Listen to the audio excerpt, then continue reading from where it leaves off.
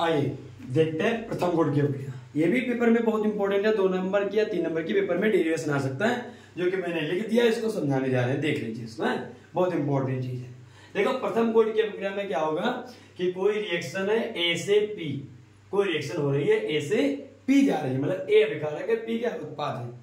तो अगर टी समय पर, टी बराबर 0 समय में लिया, 0 का मतलब शून्य समय, बिल्कुल कोई टाइम पर नहीं, रिएक्शन हुई ही नहीं है, तो प्रारंभिक सांद्रता अभिकारक की कितनी है, ए नॉट, या हम ए मान लें इसको।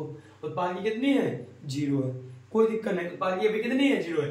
लेकिन कुछ समय बीता, टी समय 10 सेकंड 20 सेकंड 50 सेकंड कुछ बीता, तो मान लिया उत्पाद की x ग्राम मात्रा प्राप्त हुई, x मोल, x ग्राम कुछ भी प्राप्त हुआ, तो इसका बचा कितना, a माइनस एक्स बच गया। तो हम इसको कितना मान लें, AT का मतलब है अंतिम सांद्रता, किसकी, अभिकारक की अंतिम सांद्रता मिल ली। फिर प्रथम कोटि की अभिक्रिया की दर जब निकालेंगे, किसकी, प्रथम कोटि की अभिक्रिया की दर क्या होता है, दर समानुपाती प्रारंभिक सांद्रता की घात की 1, सुनेगा प्रथम घात की। तो परिभाषा हम क्या लिखेंगे, किसी रासायनिक अभिक्रिया की दर, जब किसी रासायनिक अभिक्रिया की दर अभिकारक की सांद्रता की प्रथम घात के समानुपाती होती है, तो वह प्रथम कोटि की अभिक्रिया कहलाती है। जब किसी रासायनिक अभिक्रिया की दर उस अभिक्रिया के अभिकारक की सांद्रता के प्रथम घात के समानुपाती होती है, तो उसे हम प्रथम कोटि की अभिक्रिया कहते हैं। अब ये निशान हटाएंगे तो यहाँ पर वेग स्थिरांक लगा देंगे, क्या लग गया यहाँ पर, वेग स्थिरांक के। अब यहाँ पर हम r बराबर dx बटे dt लिख लिया, जो कि हमने पिछली शून्य कोटि के अभिक्रिया में बताया था कि कहां से आया, कि अब जब हमने dx इसके सांद्रता x लिया, तो a की सांद्रता हम क्या लेंगे यहाँ पर, a की a माइनस x ले लिया। अब इस पद में हम क्या करेंगे, ये x इधर आ जाएगा a माइनस x, और dt चला गया इधर, अब dt इधर आ गया। अब इसमें हम दोनों तरफ समाकलन कर लेंगे, समाकलन करेंगे जब इसका हम, तो क्या बन जाएगा, ln minus ln a minus x, minus क्यों आ गया, क्योंकि माइनस है।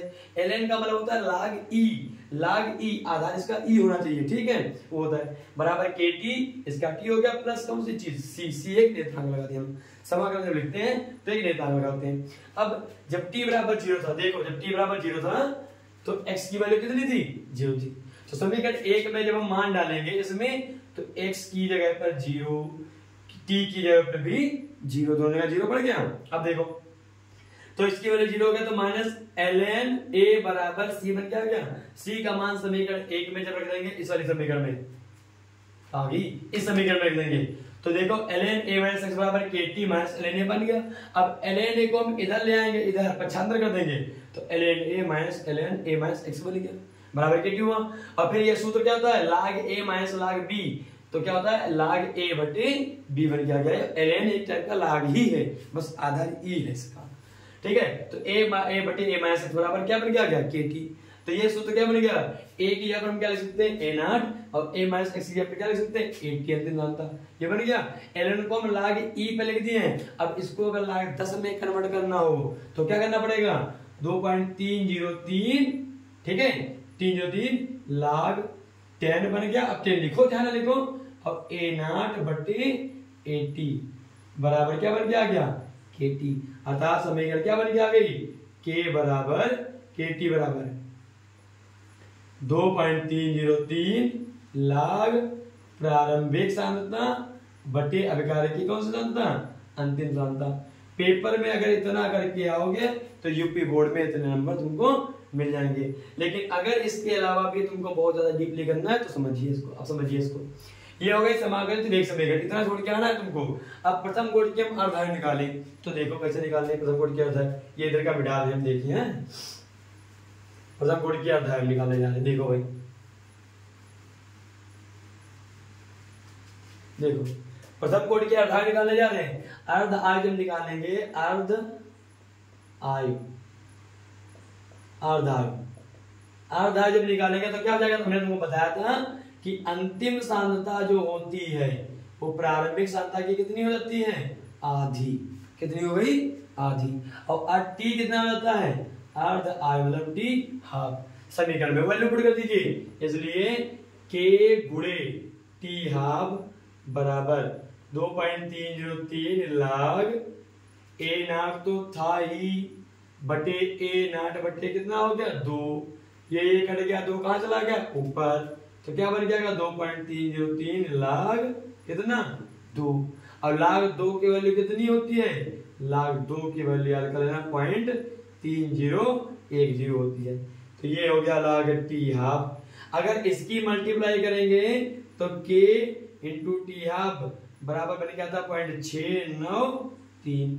अगर हम k बराबर निकालें या टी हाफ बराबर निकालें तो सूत्र क्या बन जाएगा 0.693 बटे k इधर चला गया। ये प्रथम कोटि की क्या बन गया गई अर्ध आयु बन गया गई। अब देख लो अर्ध आयु प्रारंभिक सांद्रता पर निर्भर नहीं कर रही है, लेकिन अभिक्रिया की जो दर थी वो प्रारंभिक सांद्रता पर निर्भर करती थी।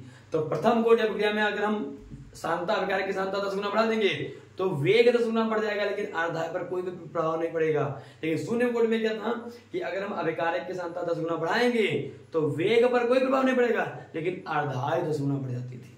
उल्टा था। ठीक है, अब इस अभिक्रिया के कुछ एग्जाम्पल है वो देख लीजिए। मिटा दें इसको। इस अभिक्रिया के कुछ एग्जाम्पल है वो देखिए, इसको लिख लेना। मिटा दें इसको। देखो भाई पेपर में तो आनी ही आनी है ये। एग्जाम्पल नंबर फर्स्ट, सबसे पहला एग्जाम्पल क्या है इसका कि NH4 अमोनियम H4 NO2, इसका हम जब क्या करेंगे जब अपघटन करेंगे तापीय अपघटन करेंगे तो N2 और प्लस 2H2 बनेगा। तो यहाँ पर वेग जो बन के आएगा क्या बन गया K और NH4 NO2 की पावर कितनी 1। अब इसकी सांद्रता अभिकारक की सांद्रता अगर 10 गुना बढ़ा दे तो वेग भी 10 गुना ही बढ़ जाएगा।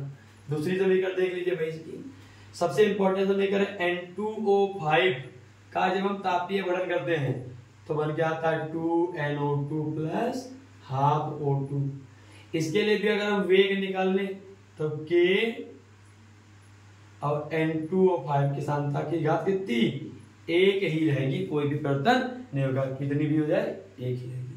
ठीक है, और देख लीजिए SO2Cl2 तीसरी यहीं पर है SO2Cl2 सल्फ्यूरिल क्लोराइड, इसका तापीय अपघटन करते तो बन गया SO2 प्लस Cl2। तो इसके लिए भी अगर हम वेग निकालें तो K SO2Cl2 बन के आ गया। तो ये हो गई कौन सी कोटि की अभिक्रियाएं प्रथम कोटि की। अच्छा चौथी जो है वो रेडियो एक्टिव विघटन अभिक्रियाएं या रेडियोएक्टिव क्षय अभिक्रियाएं विघटन अभिक्रियाएं जितनी भी है तुम्हारे पास सबके सब अभिक्रियाएं। जैसे एग्जांपल है तुमको बताइए होना चाहिए 88 रेडियम 226, इसका जब अपघटन होता है तो 86 रेडियम 222 प्लस 2He4 बन जाता है। तो ये भी कौन सी कोटि की है प्रथम कोटि की ही अभिक्रिया है। अब प्रथम कोटि की अभिक्रिया ये एग्जांपल है इसके, तो पेपर में ये एग्जांपल बहुत ज्यादा इंपॉर्टेंट है, ये मायने रखते हैं। ठीक है, अब देखो इसको मिटा रहे हैं, अब कुछ ट्रिक बता रहे हैं, सारे ट्रिक उनसे क्वेश्चन कैसे करना होगा। देखिए भाई सारे ट्रिक देख लीजिए। देखो प्रथम कोटि अभिक्रिया में अर्धायु में संबंध और कोई परसेंटेज वाले क्वेश्चन में संबंध है, डायरेक्ट करना होगा। वैसे कि अगर तुमसे पूछे 99.9% पूर्ण होने में लगा समय जो है वो अर्धायु का कितना गुना होता है 10 गुना होता है। अर्धायु का कितना गुना होता है 10 गुना होता है। ये डायरेक्ट याद करना। अगर अर्धायु तुम्हारी 20 मिनट है तो 99.9% पूर्ण होने में टाइम कितना लगेगा 200 मिनट लगेगा, 10 गुना हो जाएगा। दूसरी क्या है कि किसी अभिक्रिया के 75% पूर्ण होने में जो समय लगता है कितना होता है अर्धायु का 2 गुना होता है। 75% पूर्ण होने में लगा समय अर्धायु का कितना गुना होता है 2 गुना होता है। 75% का मतलब कितना होता है 1/3 पूर्ण हो जाए और 1/4 बची रह जाए। ठीक है, तीसरी चीज तीसरा पॉइंट देख लीजिए, किसी अभिक्रिया के 87.5% पूर्ण होने में लगा समय जो होता है वो 3 गुना होता है किसका अर्धायु का 3 गुना होता है, इसको ध्यान में रखना। ठीक है, अब देखिए किसी अभिक्रिया के 99.9% पूर्ण होने में लगा समय 3 गुना होता है किसका T 90%। अगर कह दिया जाए 90% पूर्ण होने में लगा समय 5 मिनट है तो 99.9% पूर्ण होने में कितना टाइम लगेगा 30 गुना हो जाएगा। जो कुछ भी है 3 गुना उसका कर देना। चौथी ट्रिक है, पांचवी ट्रिक क्या है, ये डायरेक्ट पेपर में आती है 99% पूर्ण होने वाला समय 2 गुना होता है किसका? 90% का। 90% पूर्ण होने वाला का समय जो होता है, सॉरी 99% पूर्ण होने वाला का समय होता है तो 90% का 2 गुना होता है। ये 5 ट्रिक है, अगर इनको कर लोगे तो तुम्हारा क्या हो जाएगा, सब कुछ आसान हो जाएगा।